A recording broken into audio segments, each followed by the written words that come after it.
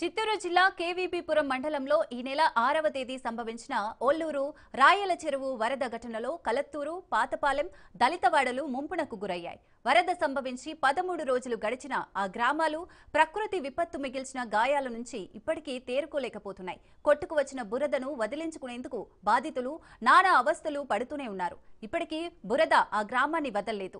అటు ఇల్లు ఇటు వీధుల్లో పేరుకుపోయిన బురదను తొలగించేందుకు స్థానికులు ఇక్కట్లు ఎదుర్కొంటున్నారు. విపత్తు మిగిల్చిన విషాదంపై బాధితులతో మా ప్రతినిధి Narayana Reddy face to face.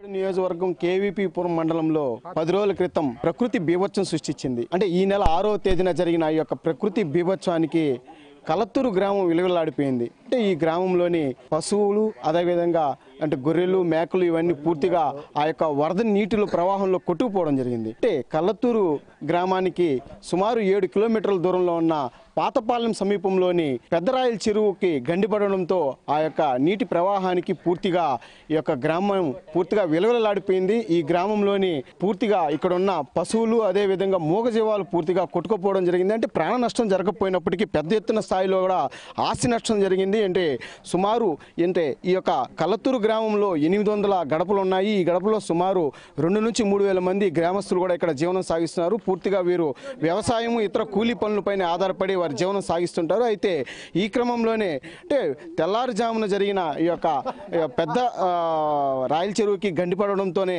ఆ యొక్క వరద నీరు పూర్తిగా ఈ గ్రామాలపైకి రావడంతో పూర్తిగా ఈ గ్రామాలంతా కూడా జల దిగ్బంధంలో చిక్కుకున్నాయి. ఉదయం 6 గంటల ప్రాంతంలో ఈ యొక్క చెరువుకి గండిపడడంతో సుమారు 1 గంట పాటు ఈ యొక్క నీటి ప్రవాహానికి పూర్తిగా ఈ గ్రామం అంతా విలువలాడిపోయింది. ఇక్కడ మనతో పాటు కొంతమంది గ్రామస్తులు ఉన్నారు, వాళ్ళని అడిగి తెలుసుకుంటాం. చెప్పండి, ఈ గ్రామంలో అంటే ఈ నెల 6వ తేదీన ఈ గ్రామంలో వరద నీటి ప్రవాహానికి పూర్తిగా ఈ గ్రామం కూడా విలువలాడిపోయింది. అసలు ఏం జరిగింది, ఎలా జరిగింది? ఇక్కడ రాయలసీమ గండిపడిందని మాకు చెప్తా ఉన్నారు. మేము 6 నుంచి ఎదురు చూస్తున్నాం వస్తుంది అనేసి.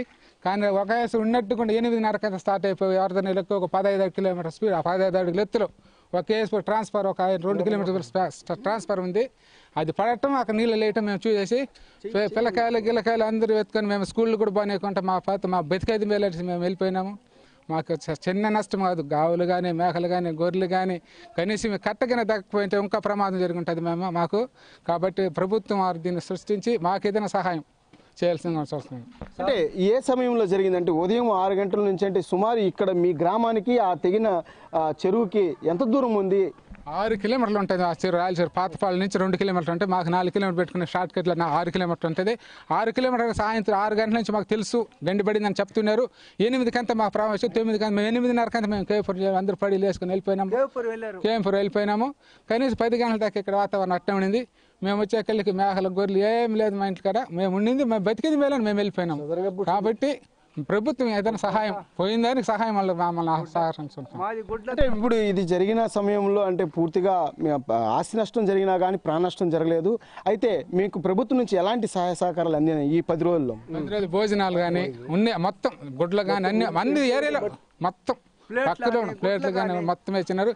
పెరిందేశము కొప్పాడు పాలెం ఈ చుట్టుపక్కల ఉండే వాళ్ళు భోజనాలు చేసి మాకు తైనికి వాళ్ళని గవర్నమెంట్ ఇది లేకుండా వాళ్ళు కూడా మాకు సహకరించి మాకు ఎంతో ఘనకార్యం చేసినారు. కాబట్టి ప్రభుత్వం కూడా మమ్మల్ని దృష్టిలో ఉంచి ఏదో పోయిన నష్టానికి మాకు ఏదైనా కలిగించాలి.